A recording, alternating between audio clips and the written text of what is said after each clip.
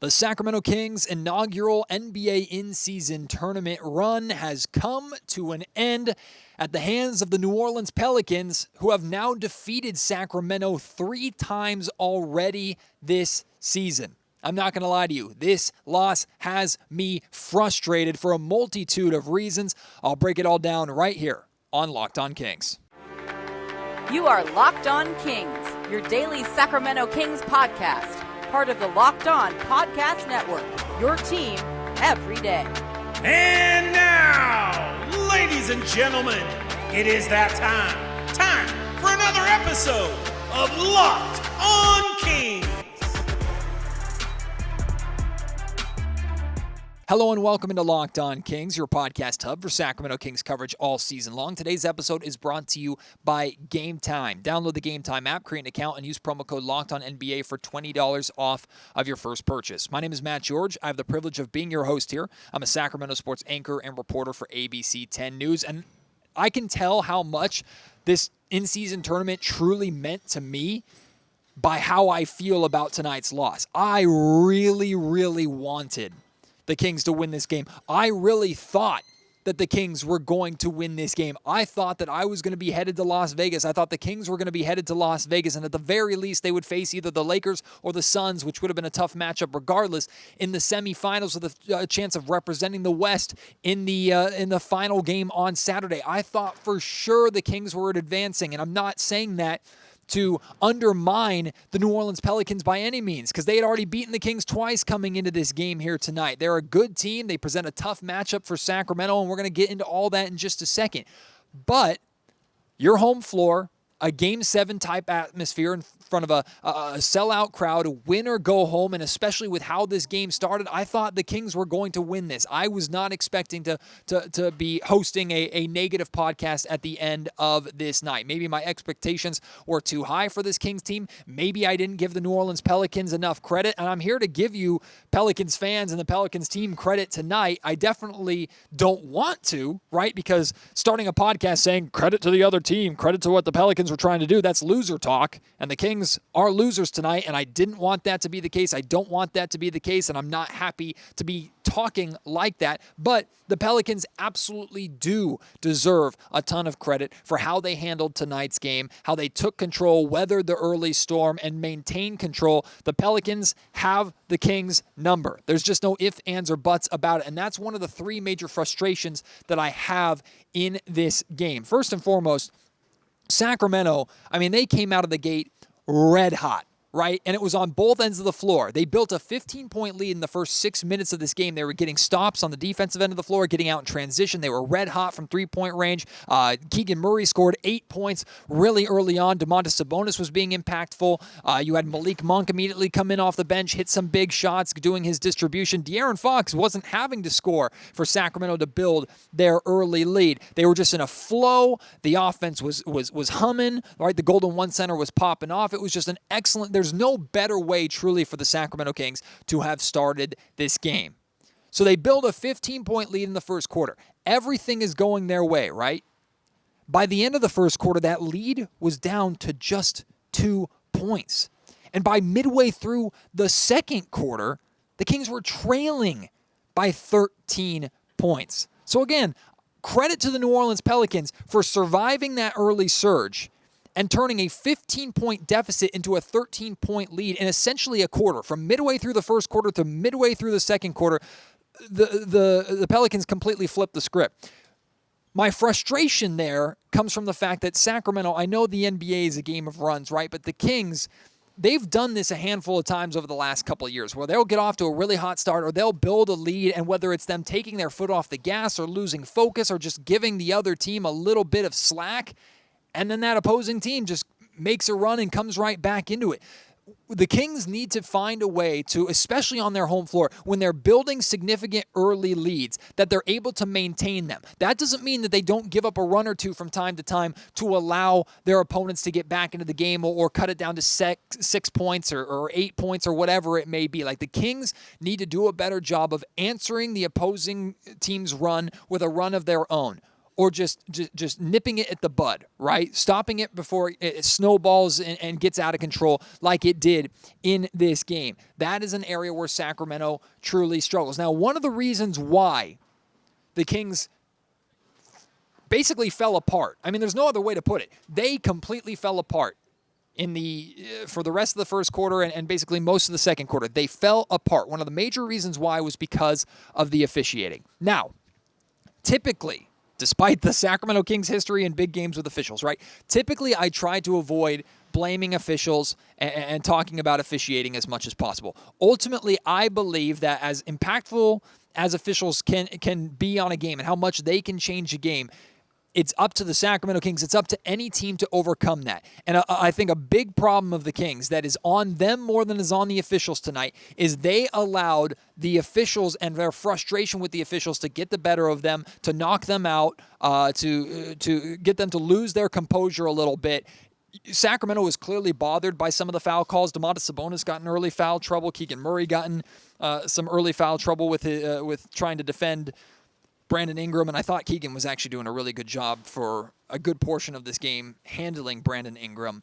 I mean, the officiating just took the Kings out of it. But at the same time, I understand Sacramento's frustration because I don't know what it is about players putting on a freaking Kings jersey, but if you get hit in the face and you're wearing a Kings jersey, it's apparently your fault, right? De'Aaron Fox is trying to set a screen, and he gets run into. He gets his lip busted open to where he's visibly bleeding in front of the official, in front of everybody, and he's called for an offensive foul. Later on in the game, Trey Lyles called for a defensive foul when I think it was Herb Jones or Trey Murphy. It was somebody goes up for a layup. Yes, there was contact, but the elbow of the offensive player connects with the chin of Trey Lyles, and he's the one called for the foul. You have Domantas Sabonis, who's getting hit in the face multiple times every single game, and more often than not, it's either a foul on Sabonis or it's a no call. I don't understand some of the officiating and why the Sacramento Kings continuously get hit with these fouls that go against them when they're the ones that they're not necessarily initiating the contact. The contact is quite literally hitting them in the face, but still it's their problem. I don't like that, right? I'm obviously frustrated by that officiating, and it frustrated the Kings too. I'm not using that as an excuse for why the Kings lost this game, to make that abundantly clear, because the reality is too, the Kings shot 10 more free throws in this game than the New Orleans Pelicans did. The Kings shot 33 free throws. New Orleans shot 23. So yes, I'm frustrated with the officiating. Yes, I'm frustrated by the fact that Kings players can get hit in the face, and apparently it's their fault. We can go all the way back to Mike Bibby getting elbowed in the nose by Kobe Bryant in 2002 and him being called for the foul in that screw job, right? We have those memories, those feelings, that pain that you can't quite suppress when you see moments like this happen again on the floor. As much as I'm frustrated with it, I'm not saying that the Kings lost the game because of the officials. The Kings lost this game because the New Orleans Pelicans just are a bad matchup for Sacramento. This is just the way it is. Some teams have your number, and you have some other team's number. Right, there are some teams over the course of the playoff drought that for no reason Sacramento has been able to beat despite being a bad team. And here they are as a good team. Last year, it was the Minnesota Timberwolves that gave this Kings team a lot of trouble. This year, it's the New Orleans Pelicans. Their length and physicality is just a problem for Sacramento. And in the next segment, we're going to have a very honest conversation about Harrison Barnes and if the Sacramento Kings need to start looking at a replacement for him at that starting 3 spot, because he's not getting the job done, right? We'll talk about that a little bit later on. Plus, you'll hear Mike Brown talk about Harrison Barnes, the game that he had, and the role that he provides for the Kings. That's coming up, so make sure you stick around. But here's a game where I thought, and if you listened and watched my preview with Jake Madison of the Locked On Pelicans podcast, I talked about how I didn't see anybody on this roster that could stop Zion. So I thought it was going to be the Zion show, and the Kings needed to do everything that they possibly could to limit everybody else and not let the rest of the team beat you. Zion's going to get his, just appreciate it for what it is, but don't let the Brandon Ingrams, the Herb Joneses, the Trey Murphys, the CJ McCollums, the Jonas Valanciunases, don't let those guys beat you. The complete opposite happened.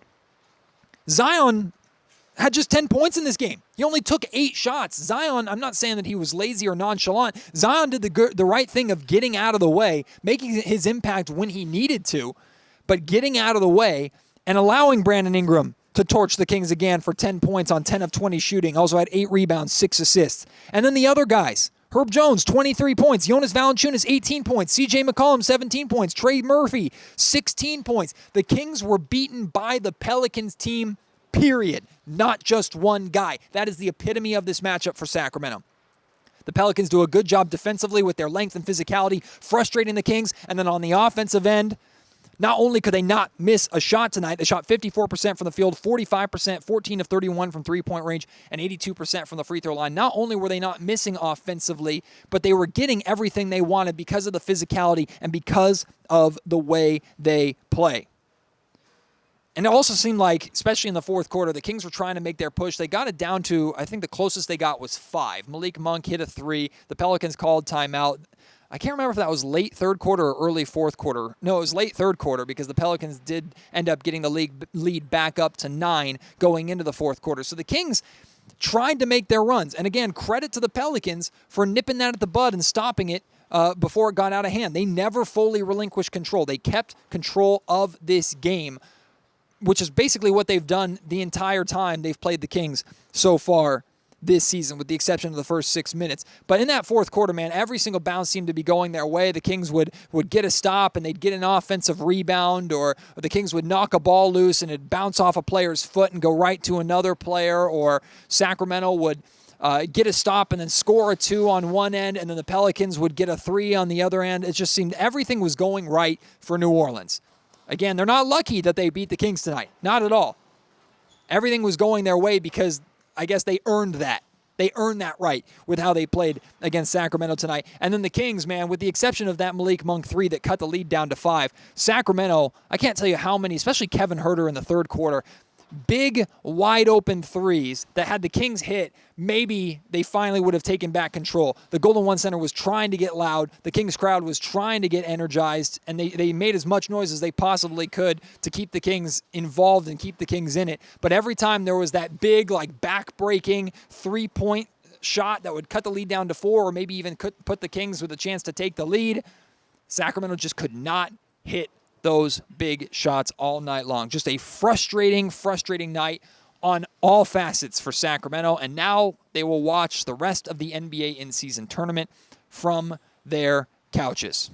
We got to talk about Harrison Barnes, and we're going to do that here in just a second. Before that, though, today's episode of the Locked On Kings podcast is brought to you by FanDuel. As the weather gets colder, the NFL offers are staying hot on FanDuel. Right now, new customers get $150 in bonus bets with any winning $5 moneyline bet. So to make this perfectly clear for you, all you have to do is put $5 of your own money down, right? And pick a game with a heavy favorite. Pick whatever team with the money line, even if that $5 payout is only going to pay you $1 or less. That does not matter. Right? What matters is the $150 in bonus bets that you will get when that heavy favorite wins. And then you can use that $150 in bonus bets to bet on spreads, player props, over-unders, and so much more. You can bet on the remainder of the in-season tournament. You can bet on De'Aaron Fox to win Clutch Player of the Year again. You could bet on even De'Aaron Fox to win MVP. He and Tyrese Halliburton have the same odds right now on FanDuel of 3,500 or plus 3,500. So there are so many fun ways for you to have fun betting on Sacramento Kings games. Use that $150 of free money that FanDuel is giving you to do that and ultimately make more money. Visit FanDuel.com/lockedon and kick off the NFL season. If you've been thinking about joining FanDuel, there's no better time than right now. FanDuel is official partner of the NFL. There might be a lot of you in my comment section, or a lot of you hitting me up on Twitter, or a lot of you emailing me after this segment or while you're listening to this segment saying, Matt, I told you so. And if that's what you want to do, if that makes you feel better when it comes to Harrison Barnes, by all means have at it, because you might be right. I have been a Harrison Barnes supporter, defender, and believer for almost the entire time that he's been here in Sacramento. I like 40. I like what he brings to this Kings team. I know the leadership that he brings to this locker room, how he impacts the positive culture here in Sacramento. But that's all fine and dandy when you're talking about the fun stories and the player personalities, and you're seeing the celebrations and the defensive player of the game crown and those pictures coming out of the locker room, that's all great, right? We want the Kings to be friends and for the team to be easy to root for. But you know what also makes a team easy to root for is if they're winning basketball games. And this Kings team has a goal to get from good to great. And I'll be completely honest with you, the vast majority of the time, Harrison Barnes has not this season helped this team get from good to great. Sure, every once in a while, Harrison can have those big offensive nights, right? You look back to how he started the season in Utah and the big night that he had, and that's great. But those are more few and far between than the nights where he disappears. Tonight, he played over 30 minutes, just 4 points, only took 3 shots, 4 rebounds, 1 assist, 1 steal, and 2 turnovers. Harrison Barnes can't guard Zion. You're going to hear Mike Brown at the end of this segment talk about Harrison Barnes, and one of the things he says was he thought that Harrison did a pretty good job against Zion. I tend to disagree. I think if Zion wanted to attack Harrison more, he absolutely could have. Zion could have scored and done much more tonight than he did, and when he chose to attack, he went right at Harrison Barnes, and there was little that Harrison could do. Now, to be fair, Zion is a freak of nature, right? He's a brick. But at times, the Kings switched Harrison onto Brandon Ingram, and compared to when Keegan Murray was guarding Brandon Ingram, it's night and day difference the way that Keegan was playing defense against Ingram and the way that Harrison Barnes was playing defense against Ingram. He's not giving you nearly enough on the defensive end, and offensively, more often than not, he's completely disappearing. And I'm sorry, every once in a while, 11, 12, 13, 14, 15-point games every once in a blue moon, that does not make up for, more often than not, this trend that in big games, whether it's in the playoffs or here in an elimination knockout game in the in-season tournament, Harrison just disappears. And it's frustrating because you see when the Kings play a team like New Orleans, when the Kings play the Houston Rockets, when they play teams that have this length on the wing and physicality on the wing, Sacramento has no answer, and your eyes immediately go to Harrison. The Kings are putting a lot of their eggs in the basket of Keegan Murray, that he can become that main defender to handle opposing teams' wings. But I'm telling you, as great as Keegan is now, and as much as he has improved as a defender from his rookie year to this season, if you're putting that much trust into a second-year player when you're on this journey to get from good to great and you're trying to become a legitimate NBA contender, you're in trouble. The Kings need more help on the wing, clearly. Harrison Barnes just has not been it. I'm getting very close to where so many of you are at, which is like ready to give up on the guy. And I don't know. I think the contract that the Kings managed to sign Harrison Barnes for, around $18 million per year, and I think it's backloaded, so it's 18.5 or something like that this year. Then it goes up the next couple of years that he signed on this deal. I don't know if that contract's going to be hard for the Sacramento Kings to move or not. I don't know what kind of value Harrison Barnes has. I believe that some team will be interested in acquiring Harrison, but is it going to be a team that's going to give you an upgrade in return? You're going to have to attach assets on top of that. I would have said maybe Davion Mitchell would be enough, but the way Davion has been playing right now, he's missed the last 2 games with an illness, I believe, but the way Davion's been playing so far this season, that's not moving the needle. Now we're talking draft picks on top of that, and as you might know, or remember, the Kings draft pick situation is a little tied up because of the Kevin Huerter trade with the Atlanta Hawks. So I don't know if Sacramento's path to upgrading Harrison Barnes is available right now. And even if you think back to the offseason, we heard that there was interest between the Kings and Barnes for Barnes to return. Then it went quiet. And we heard about rumors of the Kings being interested in guys like Kyle Kuzma or other options out there. That kind of fell apart, and then suddenly out of nowhere, the Kings and Barnes ended up agreeing to a deal. I, at the time, celebrated that. I still think there is value to Harrison Barnes being on this Kings team, absolutely, but the reality is this is a results league, and more often than not, Harrison is not giving you enough. I think it is more than past time. And Monty is probably already doing this already. The Kings front office is probably already doing this already. They're not lazy and kicking their feet up. They're working the phones if there's calls to be made. They're keeping their eye out on the rest of the league. I think we are on a one-way path to upgrading that starting 3 spot because everything else, for the most part, is pretty set. There were questions about Kevin Huerter and that starting 2-guard spot. While Kevin certainly could be better and at times more consistent, He's shooting the ball better, and he's providing much more rebounding-wise, defense. Like, to see how Kevin has grown and the impact that he's making outside of his primary skill, and then to look at Harrison Barnes, who does, at times, next to nothing, period, in a 30 to 35-minute game, it's pretty telling. That starting 3 spot is the biggest weakness in this Kings starting lineup right now. And the wing position, period, is the biggest weakness on this Kings team. Keegan Murray cannot make up for that. Even if he gets out of the shooting slump, starts shooting the 3 ball back to that 40% clip that we're used to, and continues to improve as a defender. He is not enough to fix this wing issue that Sacramento has. So I want to hear your thoughts on Harrison Barnes, because he ain't getting it done, right?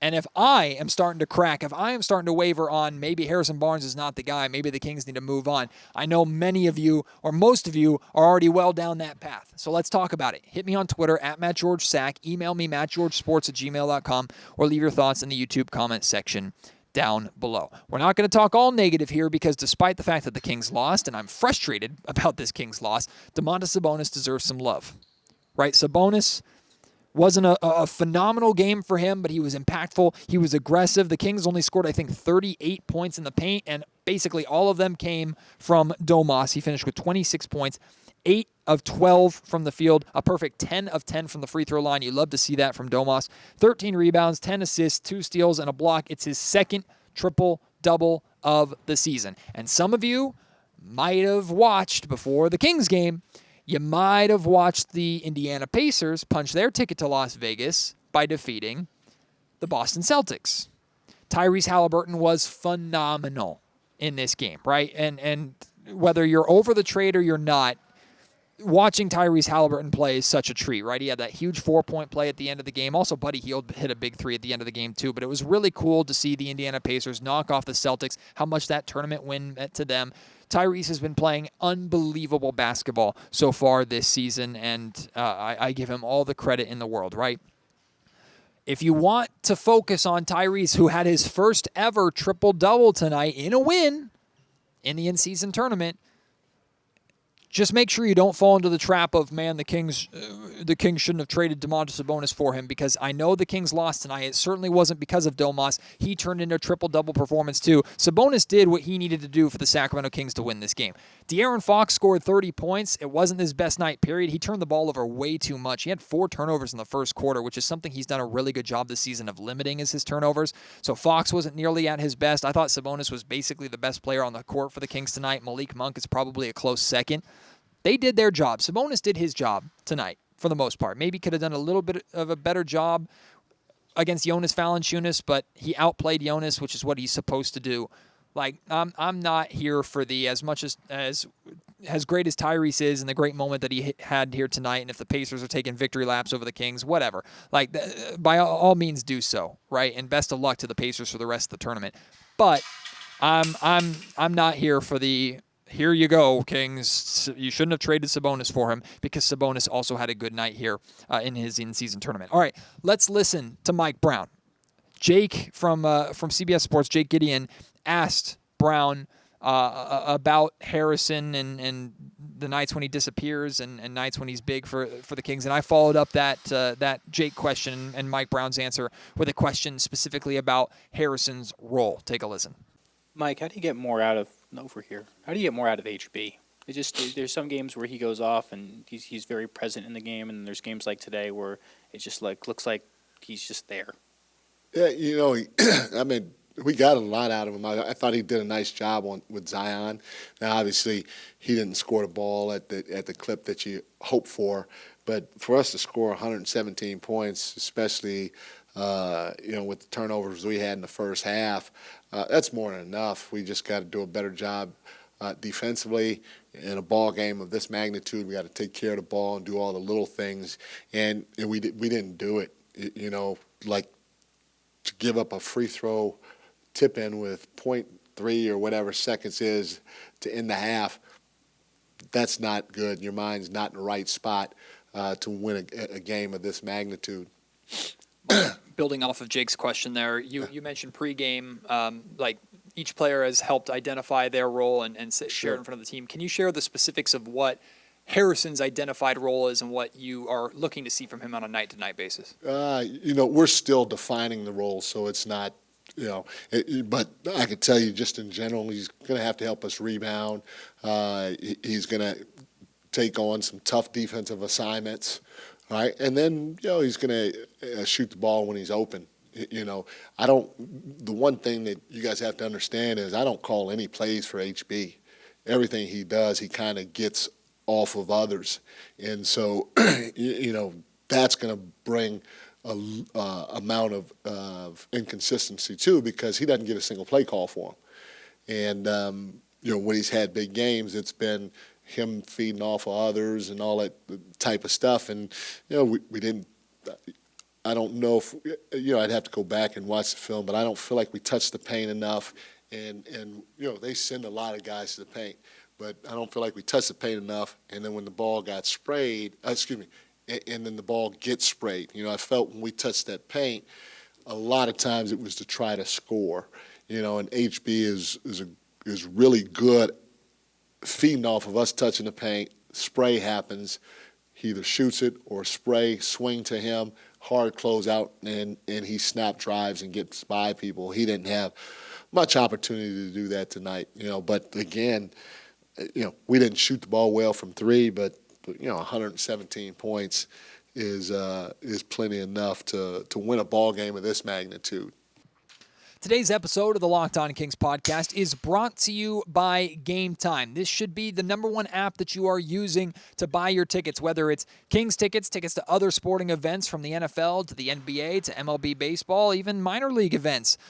Gametime has the tickets that you're looking for. Plus, of course, they have theatrical shows and productions. They have concerts. They have comedy club tickets and tickets to comedy shows. You will find the events that you are looking for on Gametime. And one of the best aspects of Gametime is that they're the only ticketing app that gives you peace of mind. If you're trying to get last-minute tickets, Gametime not only has last-minute tickets available for you, they almost reward you for going to an event at the last minute. They have last-minute flash deals on tickets that truly cannot be beaten. You can see the view from your seat and before you buy and know exactly what to expect when you arrive to whatever event you go to. All prices that are shown are totals up front, so you don't have to worry about all the hidden fees that are tacked on top of that. And you can buy tickets in seconds with 2 taps. Maybe you're outside in Doco right before the game starts and you decide, you know what, I want to get in there and I want to watch the Sacramento Kings play. Boom, 2 taps, you're buying tickets, you're inside the Golden One Center, you're in your seat, and you're having a great time. Download the Gametime app, create an account, and use code LOCKEDONNBA for $20 off your first purchase. Terms apply. Again, that's the redeemed code LOCKEDONNBA, LOCKEDONNBA for $20 off. Download Gametime today. Last-minute tickets, lowest price, guaranteed. So what's next for the Sacramento Kings? They won't be headed out to Las Vegas, but they will be headed out onto the road for their next game. But they don't know where they're going yet. It's either going to be Phoenix or Los Angeles, depending upon how tomorrow night's in-season tournament quarterfinals games go. If the Lakers win, then the Kings will go and take on the Suns in Phoenix for the first time this season on Friday. If the Suns win, then the Kings will go to Staples Center and take on the Lakers on Friday, where they've already defeated the Lakers in that building. So if there's a more ideal scenario, it's the Suns winning, in my opinion, and the Kings having a chance to bounce back against a Lakers team that they've already had success against a couple of times so far this season. Also, I have to get clarification on this, and I couldn't get a clear answer. The Kings are scheduled, in their normal schedule, they're scheduled to play the New Orleans Pelicans 2 more times this season. One is like later on this month, I believe. The other one is like the second or third last game of the season here in Sacramento. I don't know if now that the Kings have played the Pelicans 3 times, one of those games is going to be changed or flexed out. I have no idea how it's going to work. We've never dealt with this in-season tournament before and the effect that it has on the schedule. I hope a change is made, because I would hate for the Sacramento Kings to play this Pelicans team 5 times, because the Kings might be, at this point, be lucky to get a game. That's just how bad of a matchup it is for Sacramento. As soon as I find out more or know more or learn more about if those games are going to be changed or not, I will let you know. Overall, the tournament's not over. And we'll see how all the theatrics go down in Vegas. It's really sucks. And I really wanted the Kings to make it to Vegas bad. I really wanted to be able to go and experience that in Vegas, and I was planning on it. I actually had everything booked, believe it or not. We at ABC 10 really believed it was happening, but whatever. I think the in-season tournament has been a tremendous success. Like, I had a ton of fun. Like I said at the beginning of the show, like, I didn't realize how much I cared about the tournament until after the Kings were eliminated from it. And you can see how much like the tournament means to the Indiana Pacers. These players want to win this inaugural tournament. The Kings definitely badly wanted to win this tournament and are frustrated that they've been knocked out, right? So I think this tournament's been an absolute success. I look forward to see how the rest of it plays out in Las Vegas, and I hope this is around for a long time. And I hope the Kings are continuing to make the impact that they have. Like, the groups are not going to stay the same. The groups are going to change every single season, which is going to be great. Hopefully the Kings are making it past the knockout round next year and in future years. But I had a lot of fun with the in-season tournament. I really enjoyed it. I hope you fans did as well. And I think it's been just a tremendous success for the NBA, so I don't see it going anywhere anytime soon. I hope you won't go anywhere anytime soon as well. Thank you for tuning in to another episode of the Locked On Kings podcast. We now have 3 days to kill before the Kings play again. Over those 3 days, I'm planning on having a guest or two join me on this podcast. We'll probably talk about more about the Harrison Barnes situation. That's going to be a conversation that is going to continue throughout the remainder of this season. So again, get involved in that conversation, and I'll bring a guest or two in to discuss that at length as well. So I hope you will join me for those future episodes. Until then, my name is Matt George. You have been listening to the Locked On Kings podcast, part of the Locked On Podcast Network.